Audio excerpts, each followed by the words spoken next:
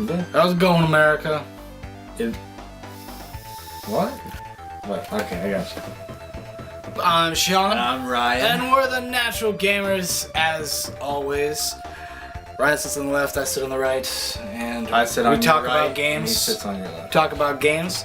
And today what we're going to be talking about is actually a game that was not on my radar. I don't think it was really on yours. I mean, we were aware of it. I was aware, definitely aware of the game. Definitely, yeah. But it wasn't something like, it wasn't like a priority. I wasn't looking forward to like we were looking to like Yeah. Skyrim or anything. They just didn't get wasn't very super excited about it, and that game would be Saints Row the Third, which the most fun I've had not realizing that I would have fun with something. It's ridiculous. It's just a ridiculous sandbox game. It it takes its cues from the Grand Theft Auto series. It does, but it's enough similar to Grand Theft Auto that it feels comfortable and you know how to play it before you even start.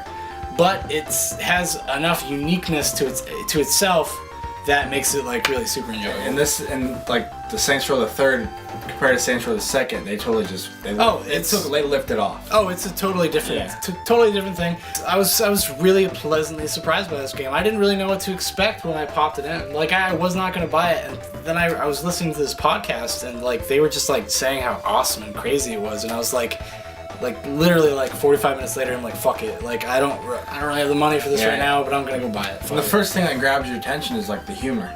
That's the right from the beginning. It's fucking funny. Yeah, it's hilarious. It's hilarious. I mean, and it's got some great nerdy jokes. They stick the 2001 and Star Wars together in the opening. They use the 2001 music and then a Star Wars crawl. It was pretty cool. It's pretty funny if you're like a nerd and you're aware of those things. There's so many pop culture references in this game. It's actually very smart. It's very crass, but it's actually it's very smart. The jokes are actually intelligent criticisms on pop culture and society, kind of.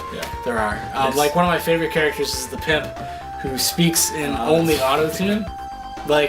Pretty fucking hilarious. It's true though. And it's not just funny at one beat of the game. They keep it up. It's consistently funny. The mission variety, there's a lot of variety in this game, and it doesn't get old.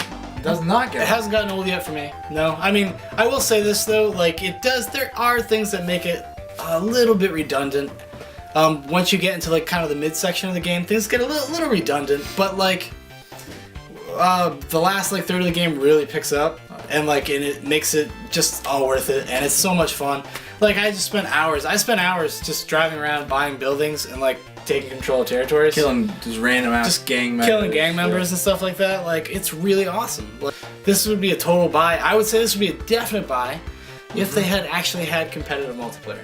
I mean, it's not because every game has it, and be okay, here's another competitive multiplayer game. But that game, I would have loved to have beat somebody to death with a big purple dildo. That's awesome. Now see so many of these mini games just grab your attention. Yeah, man. You don't have to stay on the main course. And it's all batshit crazy too. Yeah, and it's just fucking they have super Gurks mystery funhouse death adventure thing where you gotta go shoot these guys that are dressed in animal mascot costumes and stuff like that, and it's funny, and there's two dudes commentating. It shouldn't be funny, but it's funny. But it's funny. It's very dark humor, but very, very smartly written. I think it's a lot smarter than I think it's going to get credit for. Actually, a lot of people are kind of missing the point. I think on some of this humor, they're mistaking it for bro humor when it's really actually kind of poignant. Sometimes there's some crass shit in there, but there's some funny shit. It's all very funny. It's very lewd. It's very un-PC, and which is nice. I'm happy to see something that's doesn't feel the need to be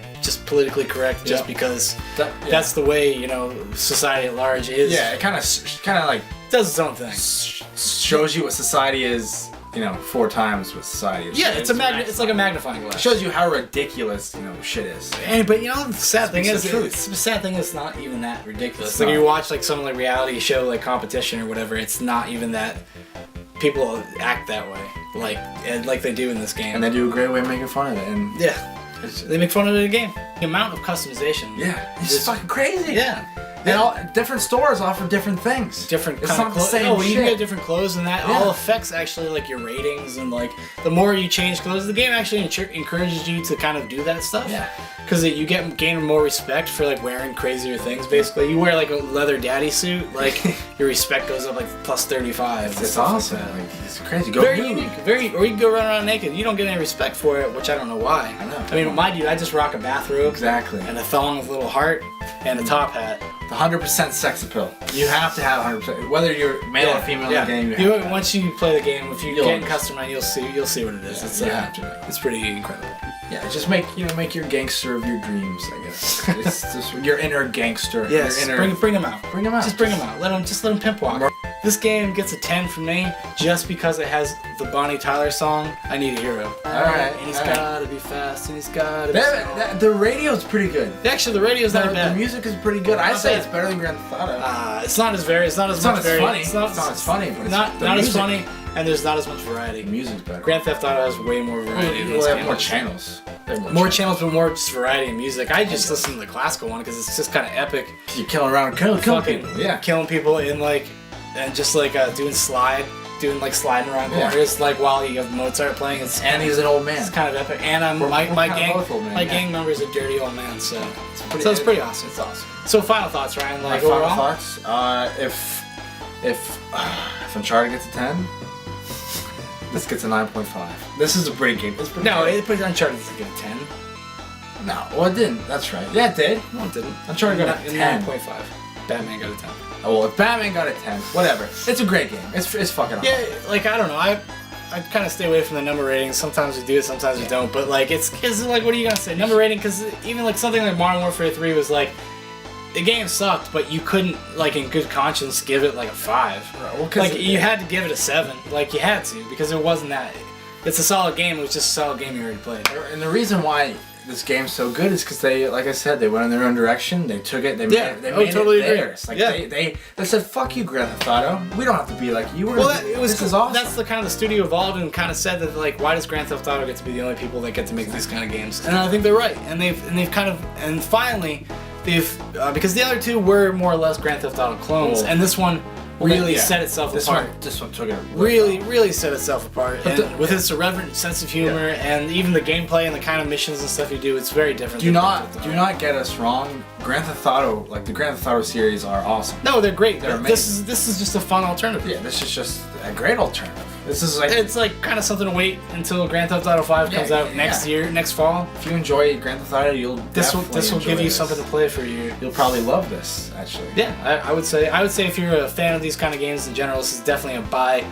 And it's a great way, like now, because Christmas is coming up, people are gonna have time off of work and school and stuff. Oh, yeah. It would be a great way, like having Skyrim and Saints Row the Third as the two games that you could like kind of bounce. But like, you know what? It's almost too much, man. And maybe throw a little dash of Battlefield 3 in there. Just a dash. And a smidgen. Just every once in a while. Modern Warfare. Okay, well I think that's gonna do it. That's gonna about do it for us. Check us out on Facebook and Twitter. The links are in the description. And on our channel page. I'm Sean. And I'm Ryan. And we're the Natural Gamers, and we'll see you next time we have something to talk about. Subscribe and share if you didn't mention that. Blah blah blah. I need a hero.